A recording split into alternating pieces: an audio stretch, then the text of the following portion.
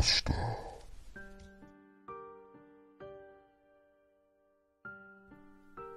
Maybe you've seen what I've seen.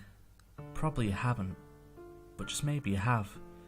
Either way, I know what I've seen, and that's what matters most as far as I'm concerned. Believe what you will, I've never cared about that part of things before. I know it's out there, and you should too, in case it decides you're next. I have no recollection of when the first time I saw it was. As far as I remember, it's always there. I do know that it first started while living with my grandparents, but actually nailing down when it first appeared was a bit difficult. My little sister and I, were taken into state custody when I was 4, and we were finally returned to my mother a month after my 10th birthday.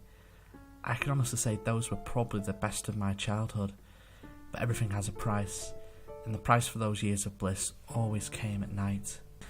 I remember the first time I saw it.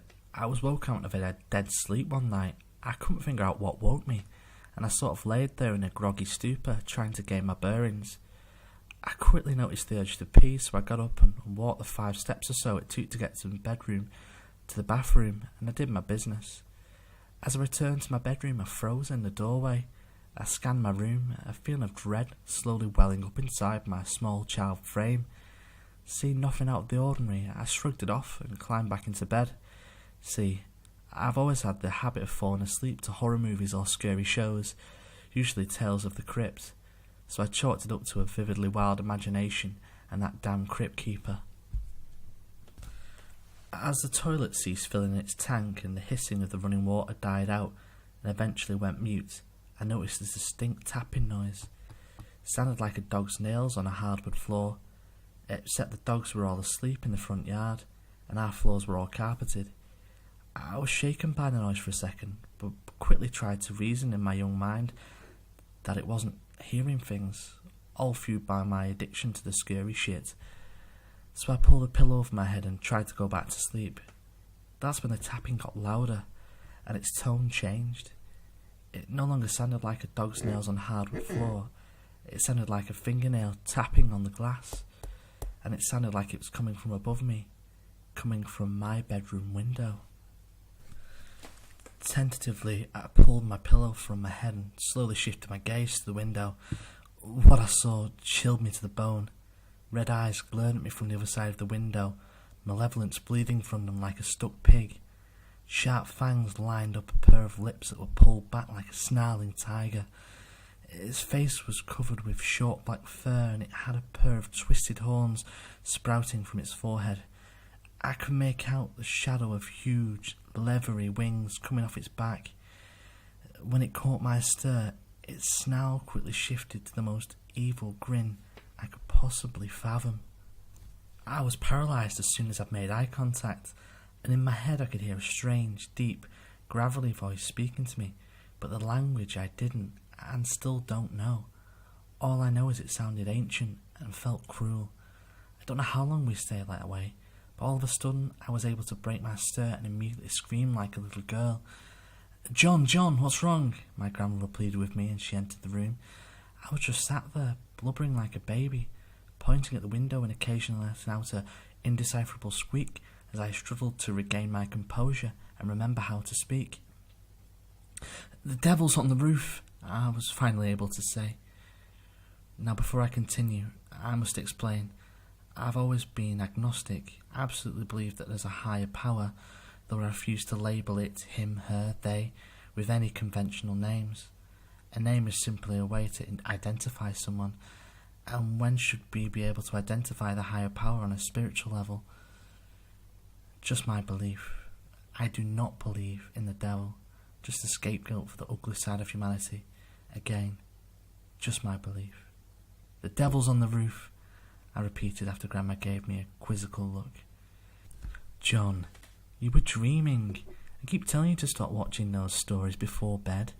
This is why you just have a very vivid nightmare is all." I wanted so badly to believe Grandma, but I knew what I'd seen.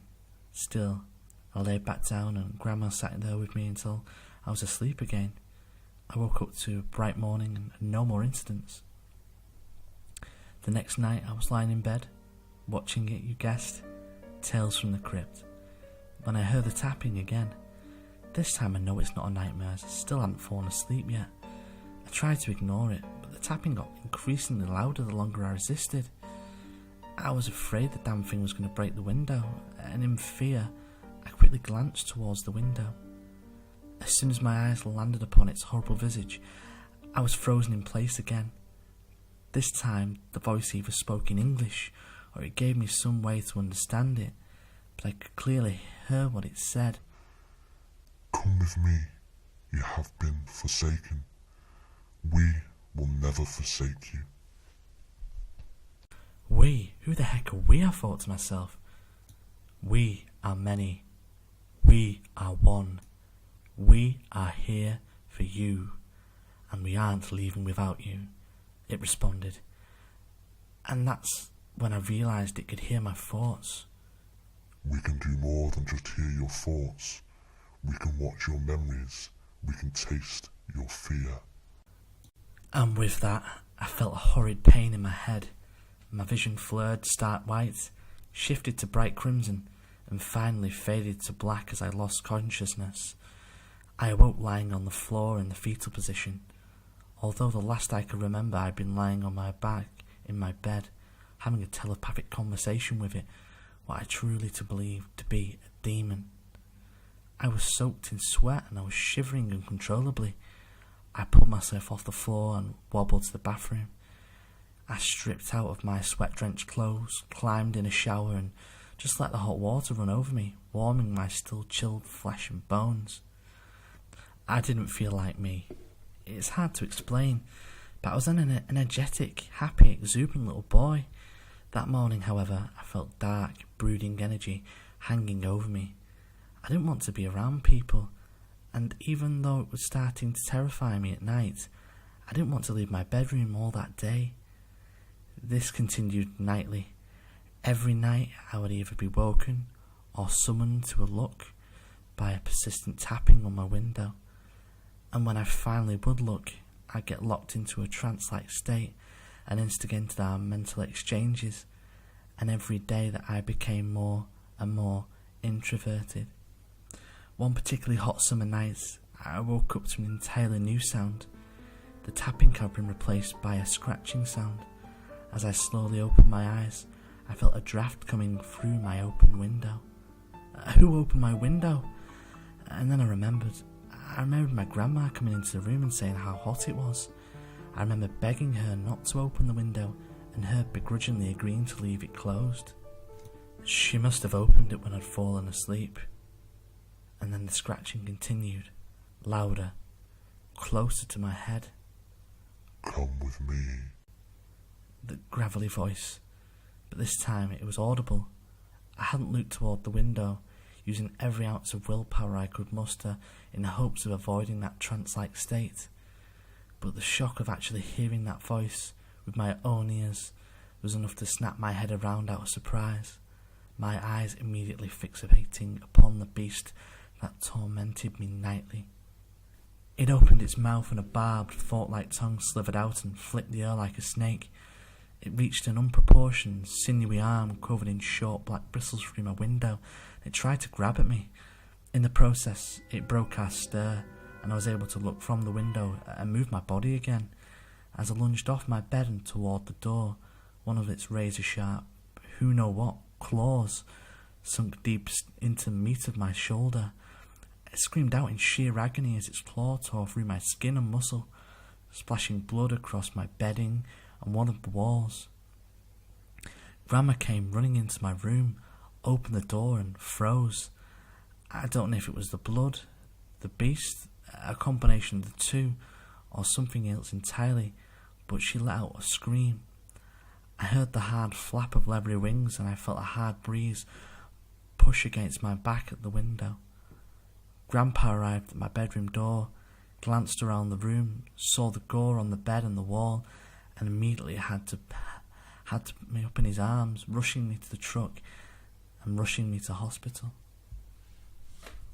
The doctor said I must have snagged my shoulder on a nail in my sleep, but I couldn't understand how I could get cut so long, deep, and with such a clean cut from a nail. 14 stitches in my shoulder, a tinnitus shot, and was sent home with a preventative antibiotic to keep my shoulder from getting infected. That was the last time I ever saw that thing. I know it exists. What it is, I don't know. What it wanted, though, seems clear. It wanted me. Occasionally, I'll still hear a tapping on my window, like fingernails on glass, despite it being over 20 years since the incident I just wrote about. My skin crawls and my blood runs cold when I hear it. But I keep not only my window closed, but the blinds stay closed at night too, just to be sure that I'll never get caught by its hypnotic stir again, never hear that horrible voice playing around inside my brain again. It's out there though, right now, looking for victims. This much I know for sure, because some nights, after I've fallen asleep, I'll dream things. I'll be gliding over houses, and I'll land on the roof of one. I'll lean over the edge of the roof and tap on the window with claws that are clearly not mine, and then I'll hear, clear as day, my voice purring. Come with me. Before my eyes snap open and I wake up.